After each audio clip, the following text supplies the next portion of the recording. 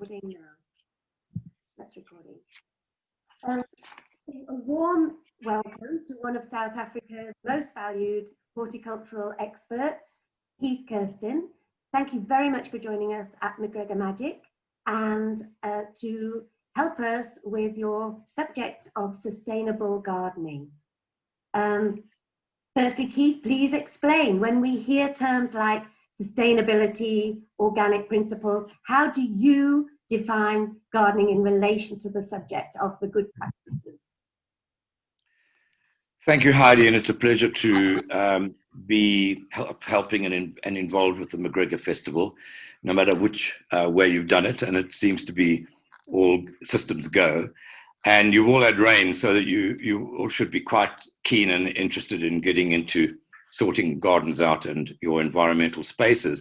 I want to start at the very beginning because I think it's got a lot to do with the world we live in, and sustainability can only start if you look at your garden a little bit more holistically than just a couple of hedges and a lawn and a few shrubs dotted about. So from the old-fashioned way of gardening, where we followed the old English pattern of kind of pretty gardens, and there's been this huge sort of popularity in lots of hedges and lollipop plants, and less, in fact, almost monoculture. So you'd have about literally 10 varieties of plants possibly in your whole garden, which is a bougainvillea and exotic plants, which are not all indigenous.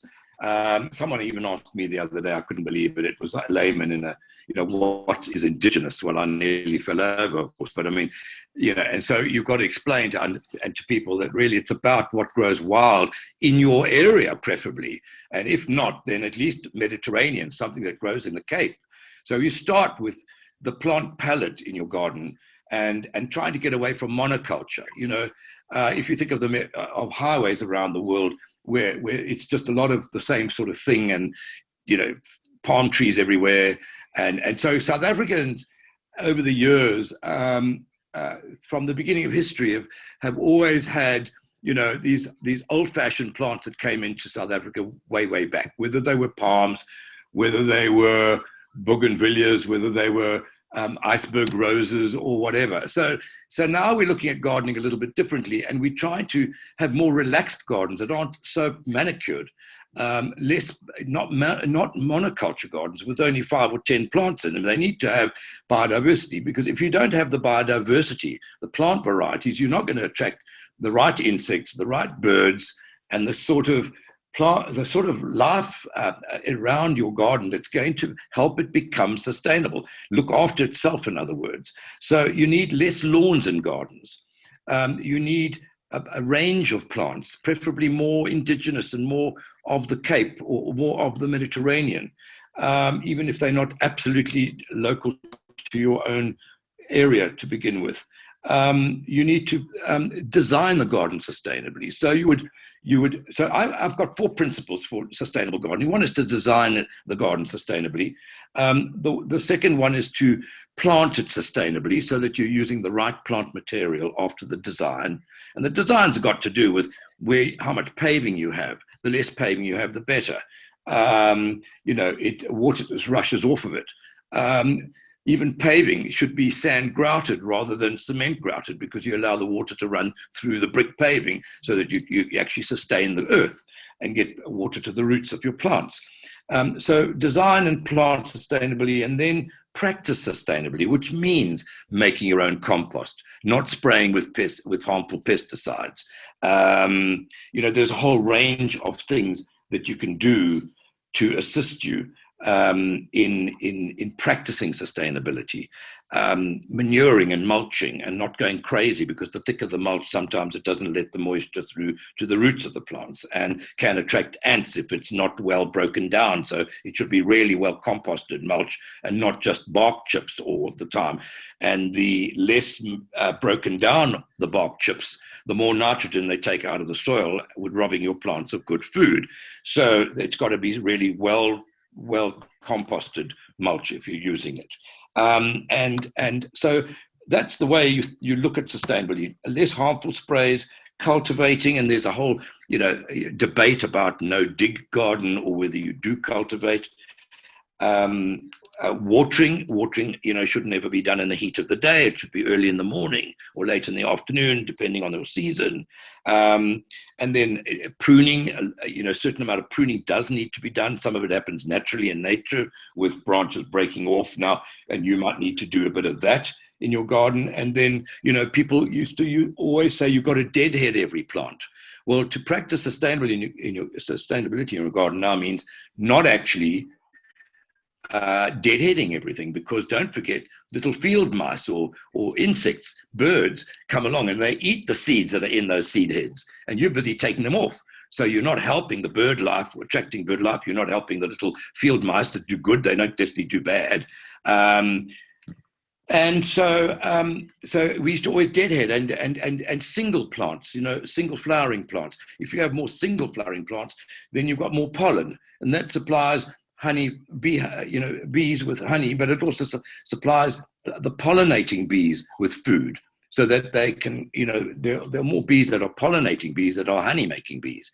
And so it's all about, and recycling, trying to reuse everything that is in your home, whether it be your vegetable waste from your garden. And then my final one is, so it's design sustainably, plant sustainably, practice sustainability, and also eat sustainably. So you should have vegetables in your garden. And if you can't have them in a certain particular patch, then you could have them in between all your plants. And the more you have a symbiosis where you almost try to merge and blur nature with your garden, the more you could do that, the more successful, I believe, you're planting a sustainable garden. The more it can just match and blur into your surrounding countryside, then the better it is. So the more it looks like it's something like a chocolate box cover, with mown perfectly lines in the lawn and all that, the less sustainable it is. Thank you. That was a mouthful, but in a way I was trying to get around putting a whole lot of things into one. No, it's lovely. And it sounds like a kind of wild Eden, the way you describe it, marrying into the surroundings.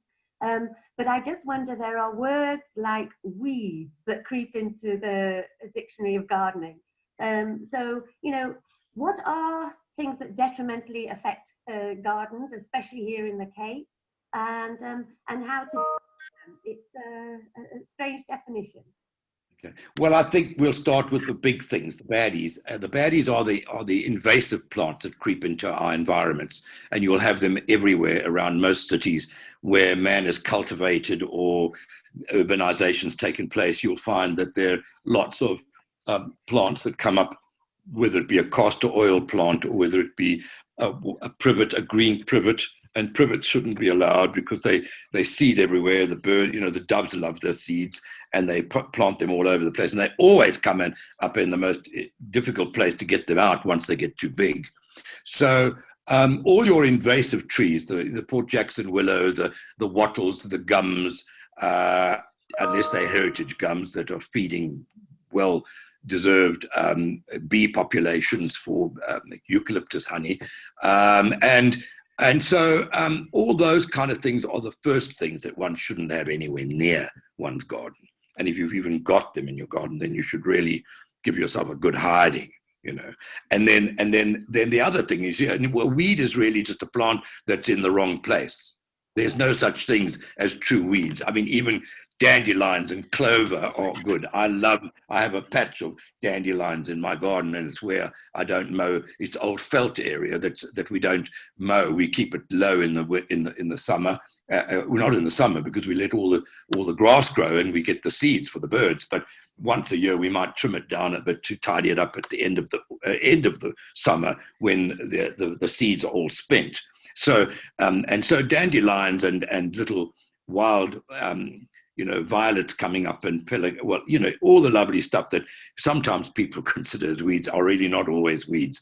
So it's only the invasive ones and the ones that really, maybe get in amongst your fynbos and want to take over. And even for a sustainable gardening, and it's not left to nature, and we're controlling it slightly in our own gardens, means that if a heliochrysum, for example, saltbush, which is a native indigenous South African plant in the Cape that's growing all over the place. It seems to be more vigorous, for example, than say just a cerurea or a blushing bride or a lovely pelargonium, smaller growing pelargonium, or even a confetti bush, and they can, if allowed to, grow all over them. So you need to certainly do some judicial pruning of those sort of things just to keep them each to themselves. And this, of course, comes with a bit of experience in that most gardens get overplanted. We plant more plants in the garden than it can contain. So you end up then having to cut them all back, or the one pushes out the other. And so, rather space your plants better according to how big you think they will grow, according to what the field guide or the indigenous plant book you're handling works with and gives you, and then rather fill in with things that are easy, some seeds for example, in May you would plant some seeds of Namaqualand daisies or something like that in the autumn, to flower in spring, and then for the summer you might plant some common violas or something, or just some lovely summer plants. So all little daintier things in between, and ground covers like gazania, and even that can run amok if it's allowed to. So it's all about how you balance it. And then of course we should also talk about trees, because very often in the Cape, and I know even as a botanical society, we urge to plant more trees. Because why? Because they're going to take in the carbon dioxide, and they're going to help purify our air and make life more sustainable for us all. And that is true. But at the same time, the areas of the fynbos look after themselves, and the air is cleaned in a different way. The salt-laden air comes in off the sea. And out in the country, you will have storms and windy months that clean the atmosphere.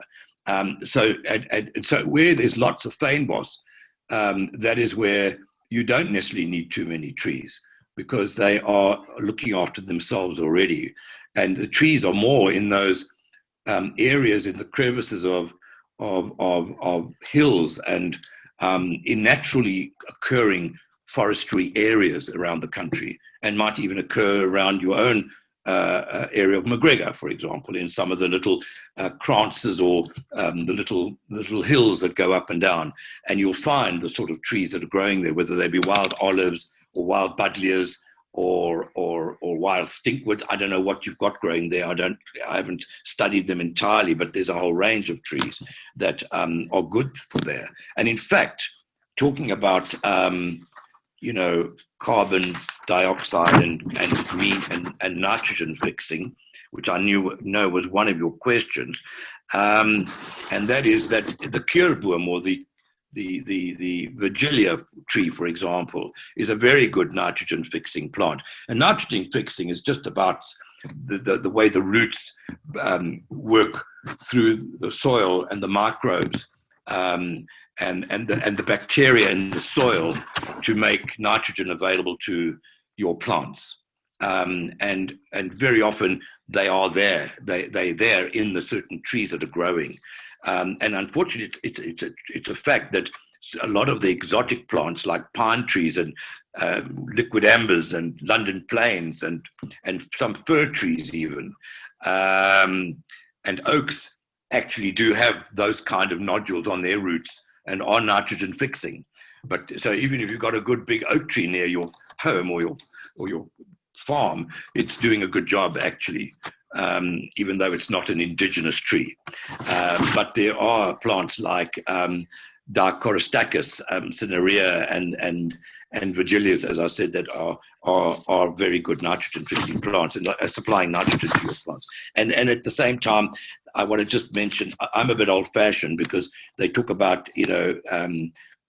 companion planting and how beans always are a nitrogen fixer, a legume, for example, that they would help your plant grow better, say your tomatoes or whatever. But actually, the only time they help your tomatoes is when you've dug them into the ground, when they still and before they seed.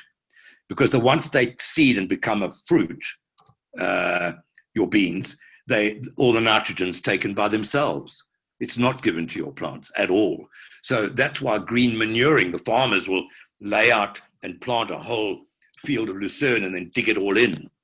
And why people practice crop rotation, so that you can actually improve the soil by digging in that previous crop to feed and give the plants nitrogen.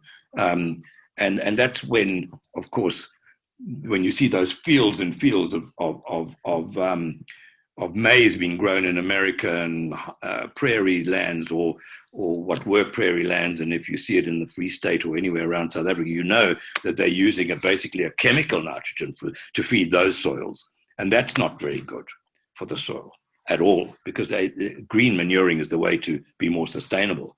So the more you can grow a proper crop that you can dig into the ground and then plant your crops, the better.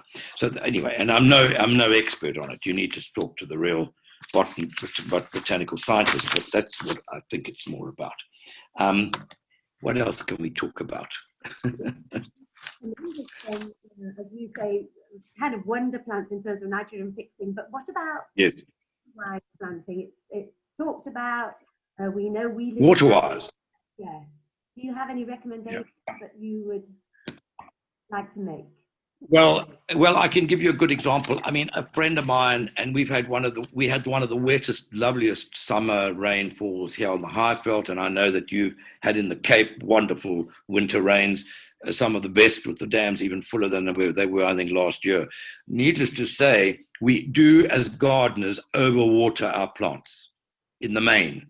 We don't give them enough time to send the roots down looking for the water to improve good deep root growth, making the plant more sustainable, hardier, tougher against the heat of the day, the hot summer months that are going to be coming along soon, and the Cape, for example. So by now, even if you feel your garden slightly dry now, if you've had a week with no rain, do not despair, because if you're planting more indigenous plants, they're going to look after themselves just perfectly fine on their own. So when watering, don't water just a little bit on the top of the soil, and certainly not in the heat of the day, and certainly not any time before or after it's been raining for a couple of days, because you don't need to. And you were talking about water-wise, and water-wise is really about choosing. If you're in a very dry part of South Africa and you, for example, had, say, we don't wish it, but another drought on your hands, then you've just got to be really careful to obviously feed that soil with as much organic material as possible before you plant, or even after you've planted, by working in lots of compost or manure into the ground, and well-rotted manure, and then also planting the sort of plants that are going to be more suitable and resilient in the hot conditions of McGregor. So it would be more succulent plants. It could also be just more fynbos, the actual plants that have got a small leaf surface that take moisture in just from even the dew at night, if it's there, or the little bit of watering you do give it, and it takes moisture out of the atmosphere. Some of those winds that might come in from the coast that you might get. So that's why it's so important to plant more indigenous plants in the Cape, or Mediterranean plants, even if they do come from Australia or California or the Mediterranean region of Europe, but provided they don't become invasive, that they are a good Mediterranean plant, a good substitute for a local plant. And even in the beginning, when I started gardening more with indigenous plants, particularly in some of the professional gardens we've done in the Cape, the diversity. You just have to take the book on the Cape Fynbos, book of Hugh Clark's on the Cape Peninsula, and see there are thousands of varieties of plants that are suitable for our gardens. The hundreds of pelargoniums, the hundreds of different gazanias, the hundreds of different proteas and pincushions, the fynbos plants like I believe that every garden, funny enough, it's so resilient, the confetti bush can grow all over South Africa. It can grow on the Highveld, it can grow along the eastern coast of the Cape. They grow everywhere. And I mean, a confetti bush is a beautiful thing. And they're dwarf varieties now. You can get pink ones that are dwarf, and they're actually natural hybrids. Some of them, hybridized naturally just in parts of the Eastern Cape that the nurserymen are growing and making available to the public. So I think it's amazing, and all the different salvias, just so many. And of course we have all those special things like, even though they are well known because they were the ones that people propagated early, like Strelitzia regina. I used to hate them because of the color of the national flag originally, but now, everyone's planting them, and they're great for attracting birds and to your garden. I mean, and they're attracted by that great little orange bit on their seeds. And then clivia lilies that, are just wonderful. I mean, they're flowering at the moment beautifully. I think most probably at Babylon Stura, and they're looking spectacular at the moment. And they've got that great collection of, all the different oranges and the peaches and the yellows and the creams and even greenish ones, So there's so many wonderful, and they make great container plants, because if you've got moles or as I have here, porcupines in my garden, they'll make history of a clivia, because they'll eat the bulbs or the tuberous roots. So they're great in pots. And in fact, the drier you keep, there's a really good water-wise plant, because a clivia lily really needs to be, even though like the shade, they need to be as dry as possible in the autumn to make them actually develop wonderful buds for the spring. So the drier you keep your clivias, the better they'll bloom. Little thing like maybe I've been a bit clumsy about some of the way I've been explaining all this, but these what else? Sound like great export products as well. That in a climate globally that's also getting more aware of the need to conserve water, these plants can help those gardens abroad too, the Europeans, sure, from the recommendations you're making. Sure. Well, speckworm, for example, and I think you mentioned it in your notes to me, but I mean, speckworm is kind of hit the big time, because it's sort of been the one that most people have been talking about with regards to, cleaning the atmosphere and taking CO2 out of the atmosphere and all the rest of it. And so it's got, it's gone to the top of the pops kind of thing, but actually there's so many other things that are similar that will do a similar job. But speckworm is a great plant. And funny enough, I saw a whole stand of them growing very beautifully in sort of almost dewdrops, under almost taking the shade of trees, following their shade line, and then the whole underneath. They've just got, it's almost like a speckworm garden, and it's actually an area with seating outside of a coffee shop, just between Paarl and between Franschhoek, and it's just wonderful, and it's all speckworm, and they just kept keeping them they're letting them more or less grow to their own height, but they followed the shape of under the tree. So almost like dewdrops, and they look fabulous with just plain, not even gravel, well, sort of gravelly sand in between, because there's no paving there. Wonderfully sustainable, because it's these old olive trees with all this speckworm underneath them and just gravel. So no paving. So the water all goes beautifully into the ground when it does rain. And they're happy as anything. And they look good, the speckworm. And they're greener, obviously, in the shade. They're just greener. Whereas out in the sun, they'll have a bit more of an amber or a little burnt orange tinge to them as they get more mature. And of course, there are dwarf ones, flat growing speckworm. There's variegated speckworm. There's golden speckworm, and there's the big speckworm. Euphorbia. When we see it growing in the streets of London, then we yeah. Well, it's probably one of the most world favorite pot plants these days. And also, they are just very, very sustainable and water-wise in a garden. I mean, they just don't need too much water.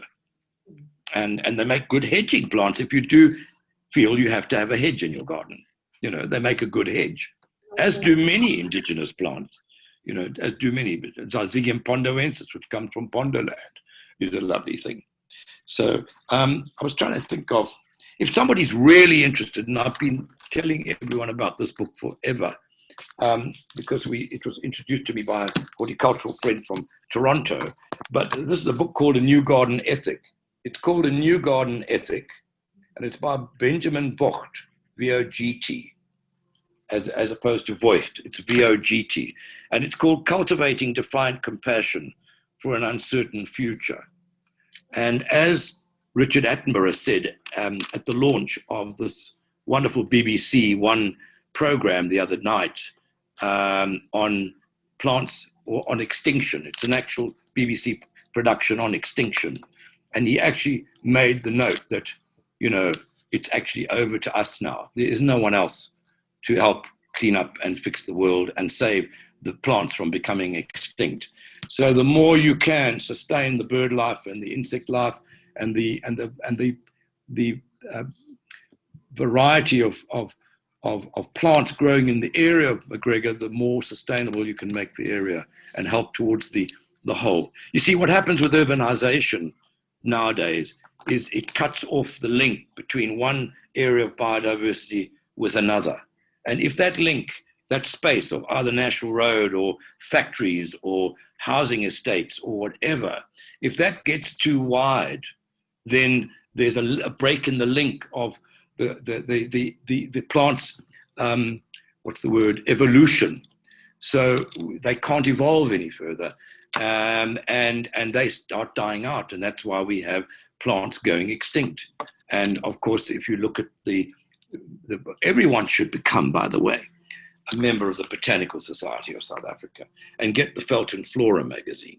And then you will actually be able to read up all about all kinds of things happening all over the country that are good and some of the things that are not so good, where biodiversity is being really threatened, and particularly amongst the Cape fynbos. In fact, of the Cape plants, because you have so many varieties of native plants indigenous to the Cape, Cape Town and the Cape area is one of the highest in the world of plants going extinct.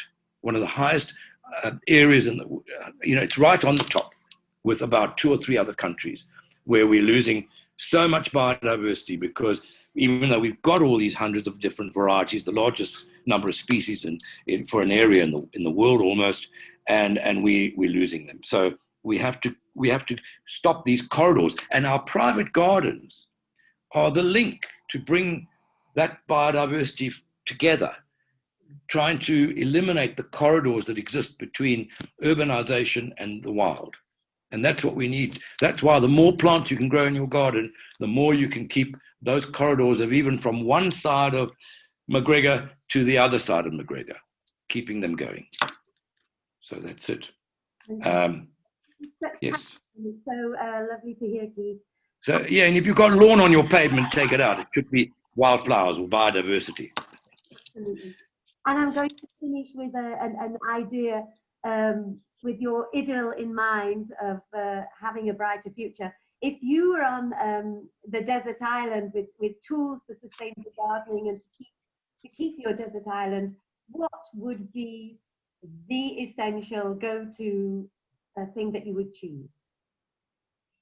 Oh, gee. Well, I thought about that a lot, actually. And, unless I've got some seeds, I don't need a trowel. And even you don't actually need a trowel because God gave us hands. But more importantly, I think I'd want a good book, a good gardening book. Or because on a desert island, I'd be hoping that something would wash up, some seed in a bottle. Or I think that, I'd be looking for something like that. Or, so that I could start anew on the island.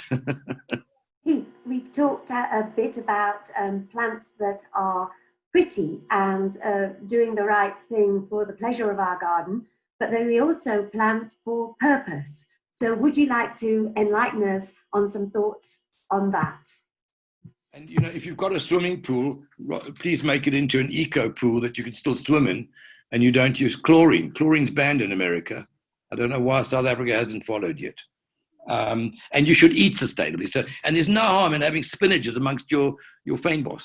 And we don't always have to run to a supermarket to buy everything. We should be growing all our own, whether it be wild rocket or whether it be our spinach or, a little little corner with some potatoes or whatever. You know, you can grow a hell of a lot around a little in a little garden actually that you can eat or harvest. We've got beautiful wild fennel here, and the bulbs are just lovely. Well, there we are. Well, I love fennel. I love fennel. Anyway, and I believe there was an artichoke festival not so long ago somewhere in the Cape. So artichokes obviously do very well, and they're very architectural in the garden.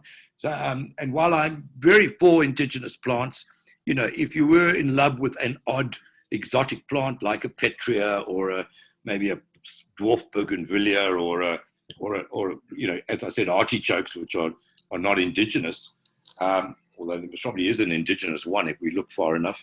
You know, I do believe that gardening is really a splendid thing, and people have got their own likes and dislikes. So, you know, and some people would like spikier plants, and some people would prefer all the nice softer plants, and some people want more color. Others are quite happy just with different colors of green and gray and silver and you know, dark greens and light greens and the odd bit of color now and again. So it's all up to the individual. But whatever you do, try and do it sustainably. That's lovely. That's it. You know, that personal choice can come in, but still doing things the right way. And thanks.